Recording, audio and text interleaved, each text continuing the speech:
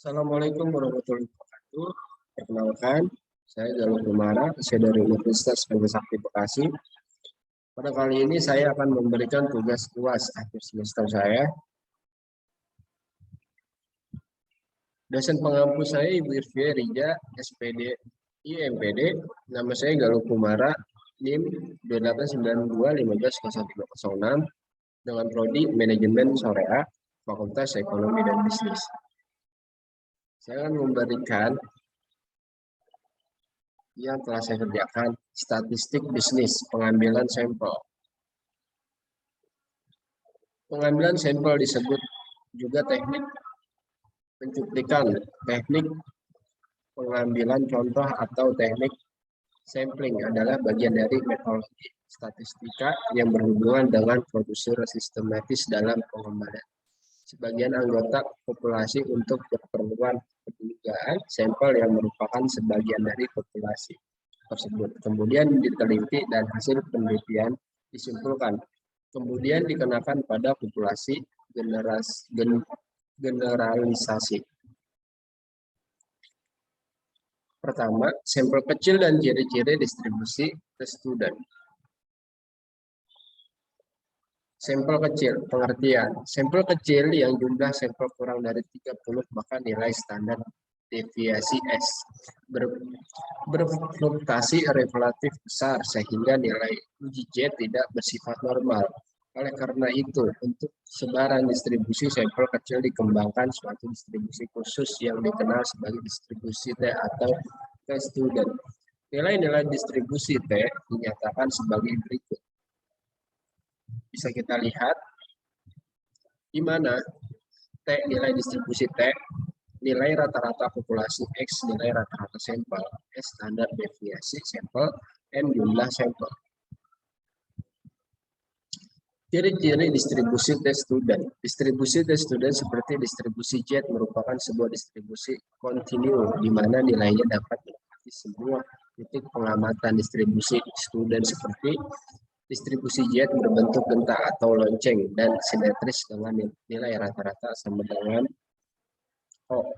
Distribusi student bukan merupakan satu kurva seperti kurva Z, tetapi keluarga dari distribusi T. Setiap distribusi mempunyai rata-rata itu sama dengan 0. Tetapi dengan standar deviasi yang berbeda-beda.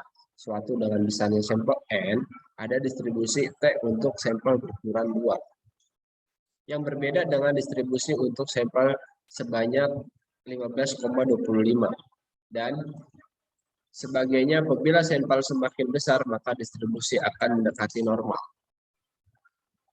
Menguji rata-rata hitung populasi.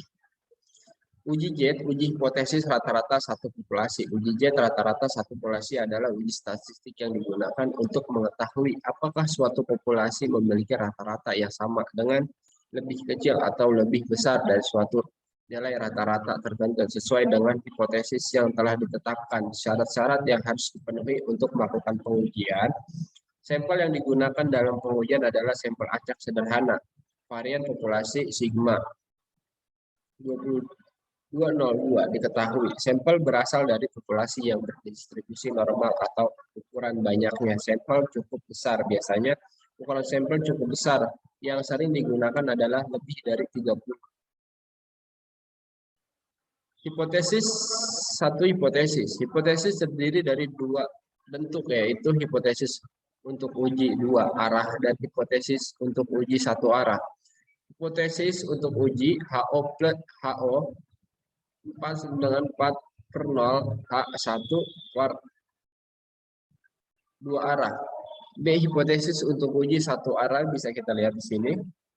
HO adalah hipotesis 0, hipotesis awal H per 1 H1 adalah hipotesis tandingan. Alternatif MU adalah rata-rata populasi yang akan diuji dan MU 0 adalah rata-rata tingkat signifikan ada yang ditentukan terlebih dahulu nilainya. Persen alfa sama dengan OTEX 0,5 A sama dengan 0,05.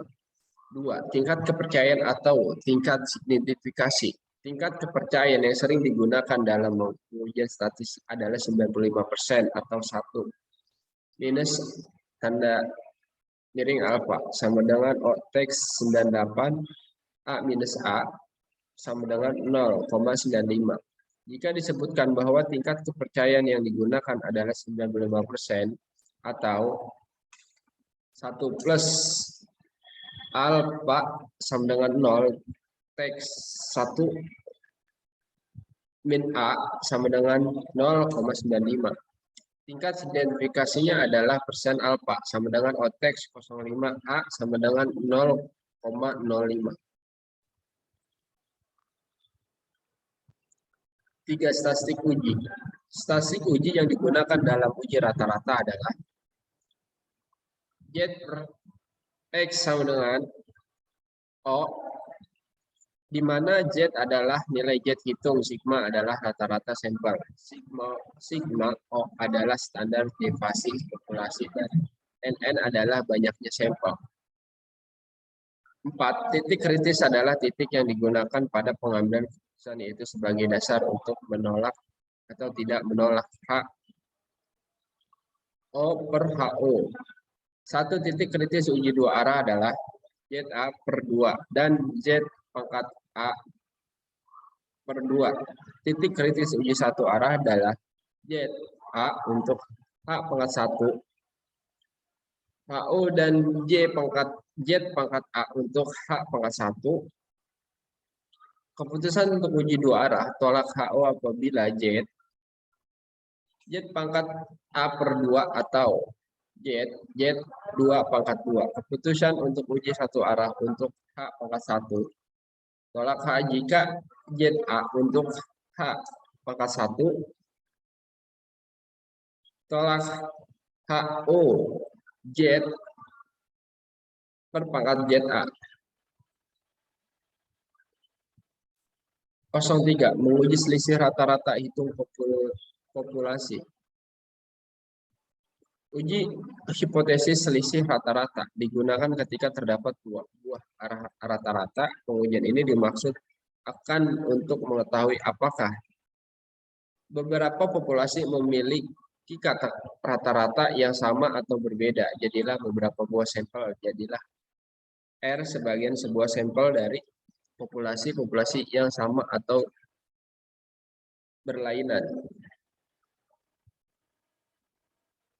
Langkah-langkah uji hipotesis selisih rata-rata. Rumusan hipotesis.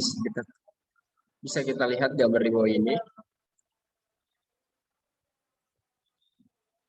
Langkah-langkah uji hipotesis selisih rata-rata. Keterangan untuk sampel kecil ubah Z menjadi T, untuk populasi ubah U menjadi N. Rumus bisa kita lihat di sini. Langkah-langkah uji hipotesis selisih rata-rata. Sampel kecil T sama dengan X pangkat 2 pangkat 1 plus X pangkat 2 U pangkat 1 U pangkat 2. Di sini bisa kita lihat jika O pangkat 1, 2 dan OZ 2 tidak diketahui nilainya, tetapi diketahui bahwa A O pangkat 1 per 2, maka T sama dengan, bisa kita lihat sama-sama di sini,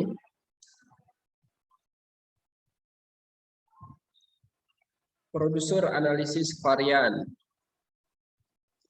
Analisis varian dalam sebuah analisis uji dan uji Z digunakan untuk menguji perbedaan rata-rata secara bersama-sama yang hanya dapat diterapkan pada dua kelompok saja.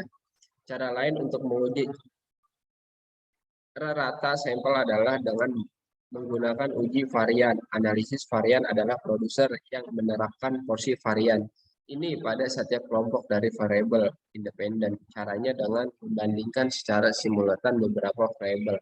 Dapat memperkecil kesalahan. Keunggulan analisis varian adalah mampu melakukan uji perbandingan untuk banyak variabel. Tujuan dari analisis varian adalah untuk menemukan variabel independen dalam penelitian dan menentukan bagaimana variabel tersebut berinteraksi, dan mempengaruhi tanggapan atau perlakuan. Teknik analisis. Teknik analisis dengan hanya menggunakan satu variabel perbandingan ini disebut dengan analisis varian satu arah, one-way ANOVA. Sedangkan teknik analisis dengan menggunakan perbandingan baik dari masing-masing melakukan maupun dari masing-masing mengulangi ini disebut dengan analisis varian dua arah, two-way ANOVA. Analisis ANOVA menggunakan distribusi F sebagai dasar. Untuk pengambilan keputusan distribusi ini dipopulerkan oleh Sir Donald Webster, seorang pendiri statistik modern. Pengujian ANOVA menyarankan data berdistribusi normal. Data juga harus memenuhi syarat homogenitas, varians, dan skala pengukuran yang menggunakan minimal interval. Itulah dari saya, kurang lebihnya mohon maaf. Assalamualaikum warahmatullahi